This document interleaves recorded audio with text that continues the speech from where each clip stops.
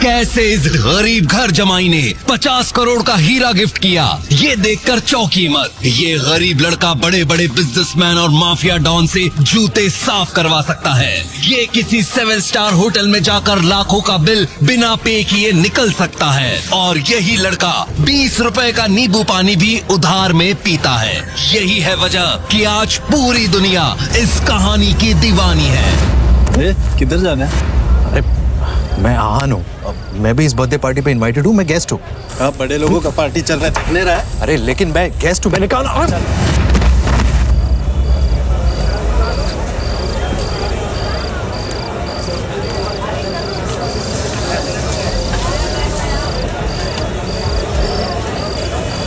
Guys, just look at this idiot. इसका कहना है कि सिंघानिया साहब की बर्थडे पार्टी में ये भी इनवाइटेड है।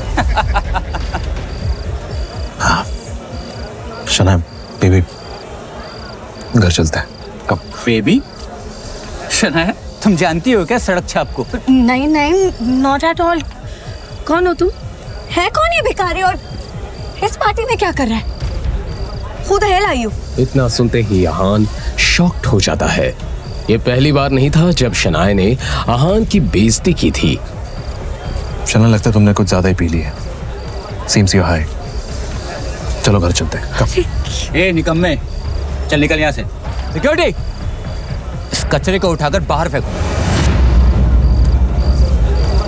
ठीक उसी समय बर्थडे बॉय सिंघानिया पहुंचता है और सभी लोग उसको बर्थडे विश करने उसके पास जाते हैं। लेकिन अचानक सिंघानिया की नजर आहान पर पड़ती है और वो आहान को अपनी पार्टी में देखकर चौंक जाता है। ये सारा नजारा देखकर बाकी लोगों के पसीने छूट जाते हैं।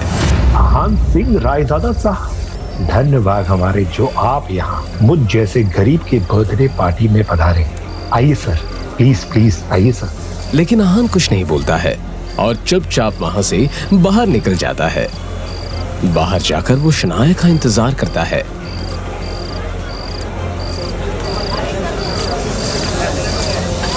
जब पार्टी खत्म होती है तो शनाया नशे में बाहर आती है।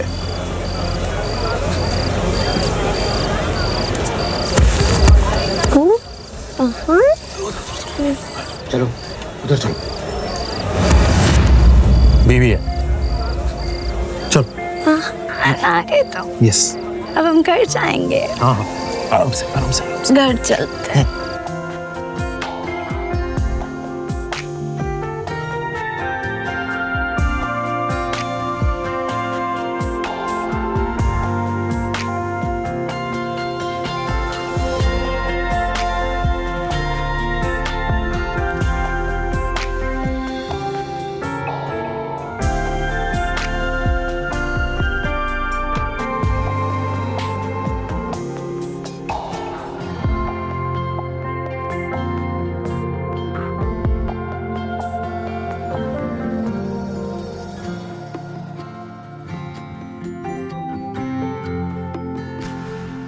उसे लेकर आहान किसी तरह अपने ससुराल वाले घर तक पहुंचता है।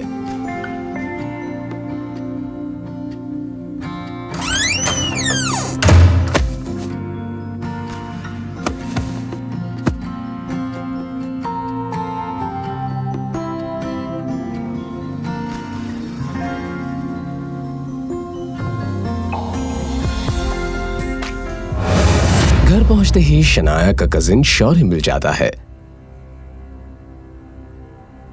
लीजिए, पेश हैं बीवी के टुकड़ों पर पलने वाले टुटपुंजिए। ऐसे नसीब लेकर ना कुछ कम ही लोग पैदा होते हैं। बीवी के टुकड़ों पर पलने वाले घर जमाई। इस शर्म से डूबकर मर क्यों नहीं जाते हो? आहान कुछ नहीं बोलता है।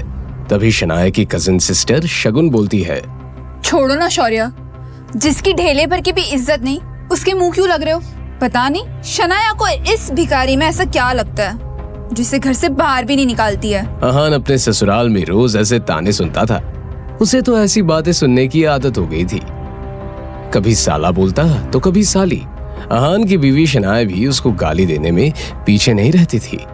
फिर भी आहान इन सब की गलतियों को माफ कर देता था क्योंकि उसे शनाया से सच्चा प्यार था।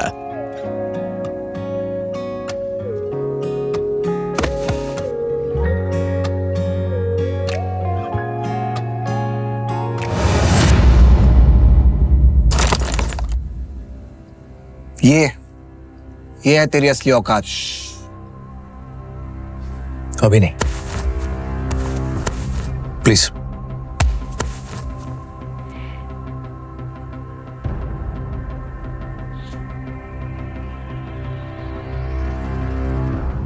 जिस दिन इन्हें मेरी हकीकत पता चलेगी उस दिन तो। और उसकी एक मजबूरी थी जिसके कारण उसे इस तरह की जिल्लत भरी जिंदगी जीनी पड़ रही थी।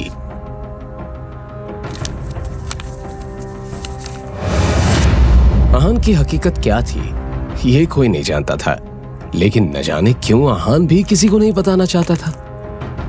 वैसे आहान इतना बेइज्जत होने के बावजूद भी सिर्फ शनाया की वजह से ही चुप रहता था।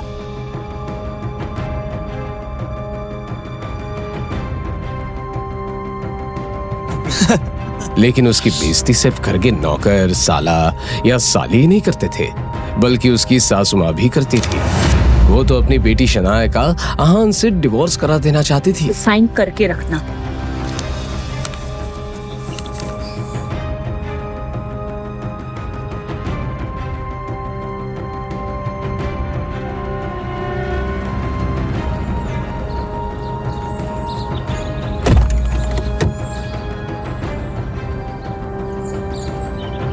हम अभी किसी को मिलने अंदर जा रहे हैं और उन सबके सामने गलती से भी तुम्हें ये नहीं बोलना है कि तुम मेरे हस्बैंड हो। कोई तुमसे कुछ भी बोले तो उनको यही बताना कि तुम मेरे नौकर हो, ओके? मगर शनाया जी। क्या मगर शनाया जी? हाँ, तुम्हें पता भी है लोग जो अंदर बैठे हैं उनकी कितनी ऊंची पोजीशन है, कितने अमीर है वो लोग। अगर उन्हें पता चल गया ना कि तुम जैसा निकम्मा और नाकाबिल लड़का मेरा हस्बैंड है तो उनके सामने मेरा बहुत गलत इंप्रेशन पड़ेगा, बहुत बेइज्जती हो जाएगी मेरी। इसलिए प्लीज मैं जैसा बोल रही हूँ वैसा ही करना। ठीक है शनाइश। ये पहली बार नहीं था कि शनाया अपने गरीब पति आहान की बेइज्जती कर रही थी। शनाया और उसके घर वाले आहान को एक कुत्ते से भी बदतर समझते थे, लेकिन आहान किसी की बातों का बुरा नहीं मानता था, क्योंकि उसे अपनी बीवी शनाया से बेइंतहा प्यार था। अब जब शनाया अपनी दोस्त रूपल के साथ कुछ बिगड़ैल रईस दोस्तों से मिलने होटल जा रही थी। तुम्हें लास्ट वार्निंग दे रही हूँ हान, आज के दिन कोई तमाशा मत खड़ा करना। शनाया और रूपल अंदर जाते हैं। आहान उनका बैग पकड़े उनके पीछे पीछे नौकर की तरह अंदर जाता है। अंदर बिगड़ैल रईसजादे प्रेम मल्होत्रा, राज बेदी और पारस अग्रवाल बैठे थे। वैसे तो वो रूपल के दोस्त थे, लेकिन जैसे ही उन्होंने शनाया को देखा उसकी खूबसूरती देखकर दंग रह गए। ये कौन है गुलाब जैसी खूबसूरत? ओ ये she is my best friend Shanaya. Hi Shanaya. Aahan के पुराने कपड़े और फटे जूते देखकर पारस पूछता है, लेकिन इस गुलाब के साथ ये कांटा कौन है?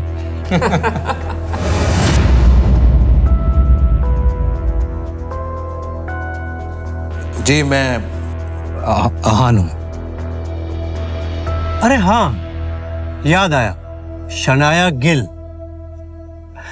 तो इसका मतलब ये वही निकम्मा आहान है जिसे शनाया के पापा शेखर गिल ने शादी कराई है, राइट शनाया? अब जैसे ही प्रेम और पारस को पता चलता है कि ये गरीब इंसान इस खूबसूरत लड़की शनाया का पति है, तो शनाया से फ्लर्ट करने के अरमानों पर पानी फिर जाता है। अब वो तीनों मिलकर आहान की गरीबी का मजाक उड़ाने लगते हैं। आहान भैया, मैंने सुना आप किसी बैंक में काम करते हैं, तो बस यही जानना था कि आपको महीने की सैलरी कितनी मिलती है? अब हद हो गई थी। इस तरह किसी अनजान से पहली मुलाकात में इतना पर्सनल सवाल करना बहुत गलत बात थी। जी वैसे तो मुझे 12,000 मिल जाते हैं, और कभी कभार बोनस अगर मिलता है तो फिर 15,000 भी हो जाता है। 15,000? जी 15,000? 15? नहीं, अच्छा है। मतलब मेरे ज्वेलरी स्टोर के अकाउंटेंट से सैलरी आधी ही है, लेकिन आजकल के जमाने में तो इतना भी बहुत होता है, नहीं? पारस भाई, हाँ, अगर तुम्हारे स्टोर में किसी स्टाफ की जरूरत हो, क्यों ना हम आहान भैया को कंसीडर करें? हाँ। वैसे दिखने में समझदार लगते हैं, शिकायत का मौका नहीं देंगे। हाँ, क्यों नहीं। मतलब इन्हें मैं 20-25 हजार की सैलरी तो ऑफर कर ही सकता हूँ। आहान भैया, आप एक काम करिए, आप कल से ही ज्वाइन कर लीजिए। अगर वो चाहता तो उन तीनों को खरीदने की ताकत रखता था, वो भी इस तरह जैसे बाजार में जाकर कोई धनिया खरीदता हो। लेकिन खैर, अहान के अहान रायजादा होने का किसे पता था। यहाँ तक कि शनाया और उसके घर वाले भी इस सच से अनजान थे कि इस गरीब अहान की हकीकत कुछ और है। वो क्या है मिस्टर अग्रवाल, आपके ऑफर के लिए थैंक यू। इनफैक्ट आपने मेरे बारे में इतना कुछ सोचा, उसके लिए मैं शुक्रगुजार हुआ आपके। लेकिन क्या है कि मुझे ना ज्वेलरी के बारे में ज्यादा आइडिया है नहीं, तो आई एम सॉरी। इधर शनाया रूपल के रईस दोस्तों की बेकार की बातों को सुनकर छिड़ गई।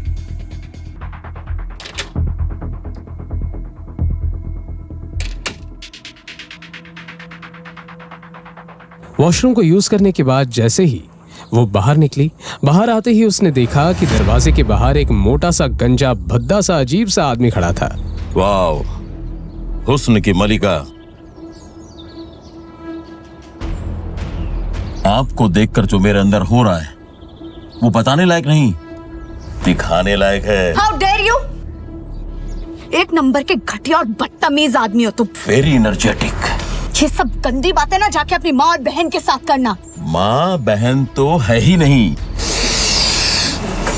तो अब तुम ही मुझे सिखाओ कि इतनी खूबसूरत हसीना को कैसे क्या करते हैं। हाँ, घटिया। ज्यादा नखरे मत करो, अब 10,000 रुपए दूंगा। चलो छोड़ो।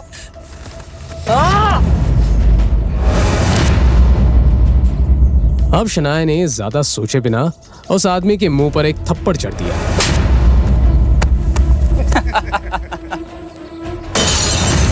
शनाया ने बिना कुछ सोचे समझे घबराहट के मारे अपनी आंखें बंद कर दी, मगर वो बोतल शनाया तक नहीं पहुंची। इसलिए क्यूरियोसिटी के मारे शनाया ने अपनी आंखें खोली। आंखें खुलते ही शनाया ने देखा कि एक बड़े से हाथ ने उस बोतल को पकड़ लिया है।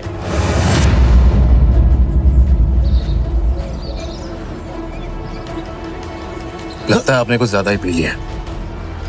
अगर आप घर पे वन पीस में जाना चाहते हो भी जिंदा, मेरी बीवी से माफी मांगनी है। तो अब मैं बताता हूँ कि किसे कितनी चढ़ी है।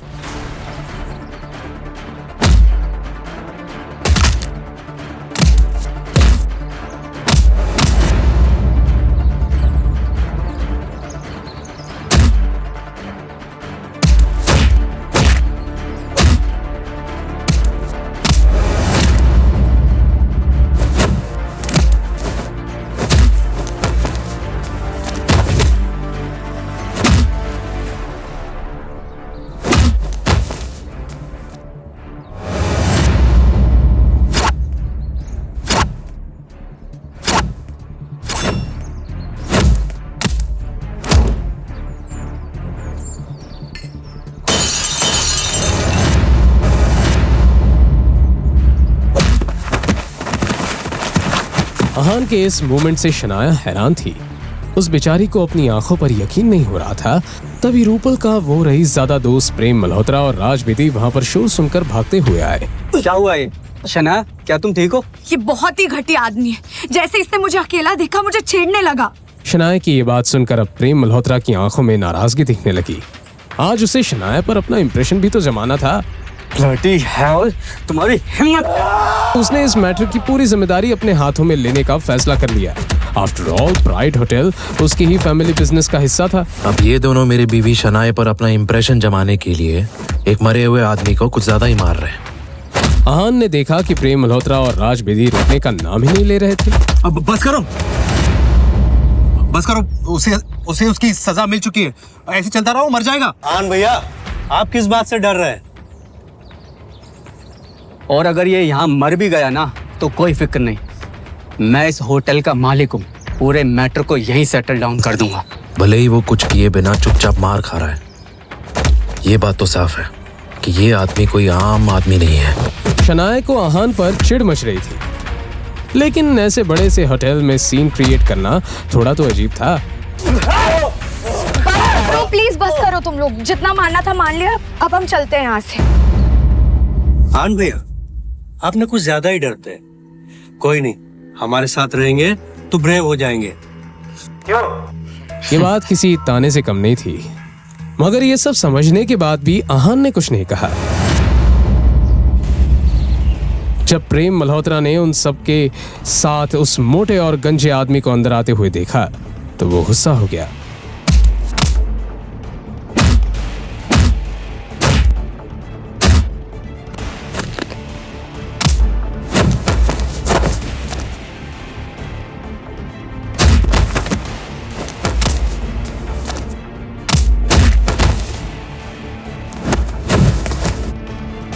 प्रेम मल्होत्रा कोई सीधा साधा फाइटर नहीं था, उसे कराटे में ब्लैक बेल्ट मिला था। एक एक करके प्रेम मल्होत्रा ने गजेंद्र के सारे साथियों को हरा दिया।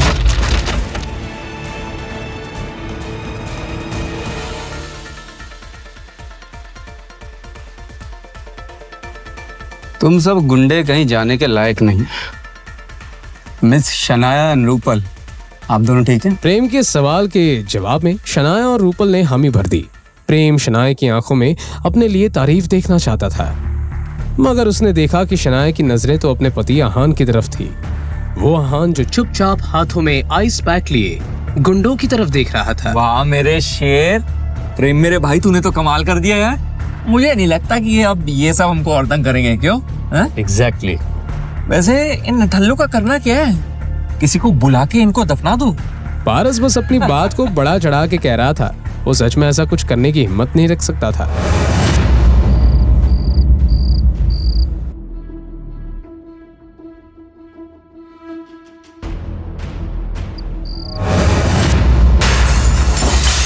अरे बहुत बहादुर हो तुम लोग। चलो मैं भी तो देखूं कितनी बहादुरी है तुम में। आओ मेरा सामना करो, आ जाओ आ जाओ। देखो रे। तो हाँ, मैं भी कहाँ डरता हूँ। तुम सामने तो आओ, तुम्हारा सामना भी जरूर करूंगा। बेटा इधर देख। मगर जब तक प्रेम मल्होत्रा ने अपनी ये बात कही, वो आगे कुछ बोल ही नहीं पाया। अपने सामने एक आदमी को देखते ही प्रेम मल्होत्रा की बोलती बंद ही हो गई, क्योंकि सामने जो आदमी खड़ा था वो कोई ऐरा खैरा गुंडा नहीं था। चेहरे पर जख्म का एक लंबा सा कट और हट्टा कट्टा बॉडी विकी भाई था। उसके पीछे 15 से 20 आदमी और थे। उन सब के बाइसेप्स को देखकर ये पता लगाना मुश्किल नहीं था कि वो सब के सब फाइटर्स थे। भाई हम तो बस मजाक कर रहे थे। अच्छा, मजाक कर रहे थे? हाँ भाई। लाइफ में मजाक तो होना चाहिए। क्यों रे, तुम लोग मजाक करते हो ना? तो अभी मैं तुम लोगों के साथ थोड़ा मजाक करूं। बात करके सेटल डाउन कर लेते हैं ना। हाँ हाँ भाई। चलो रे, मजाक करो। विकी भाई के गुंडों ने पारस और राज को मारना शुरू किया।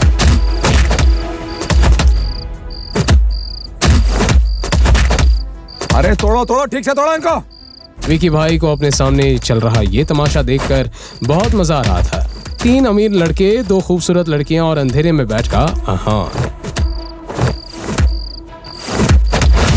भाई प्लीज भाई माफ कर दीजिए भाई। अरे लेके जाओ।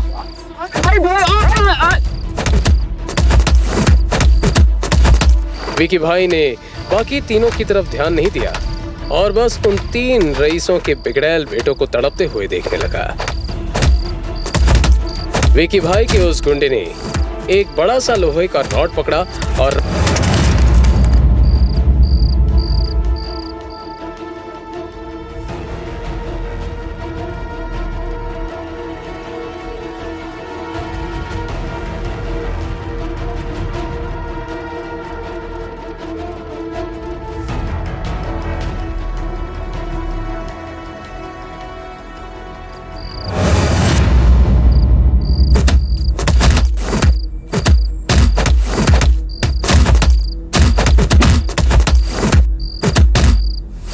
इसके हाथ पैर तोड़ दे, तब भी जबान बंद हो ना तो मुंडी तोड़ डाल। और 13वीं वाले दिन इसके मेयर बाप को 2 करोड़ रुपए भेज देना। शनाया ने गुस्से से चिल्लाकर कहा। विकी भाई ने जब इस आवाज की डायरेक्शन में देखा तो उसकी आंखें खुली की खुली रह गई। उसे अपनी आंखों पर यकीन नहीं हो रहा था। विकी भाई के ऐसे रिएक्शन से सब हैरत में थे। क्यों शनाया कि सिर्फ आवाज सुनकर विकी भाई जैसे बड़े गुंडे के माथे पर पसीना आ गया।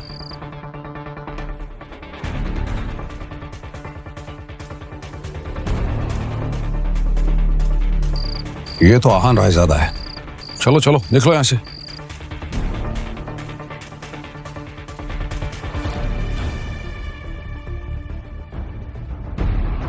क्या विकी और आहान का पहले भी कहीं सामना हो चुका है?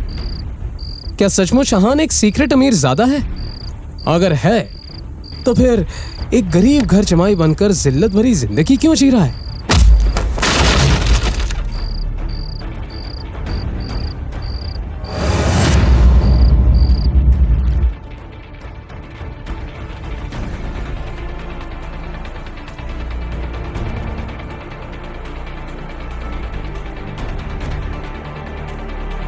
क्यों शनाया के पापा ने उसकी शादी आहान जैसे गरीब फटीचर से करवा दी?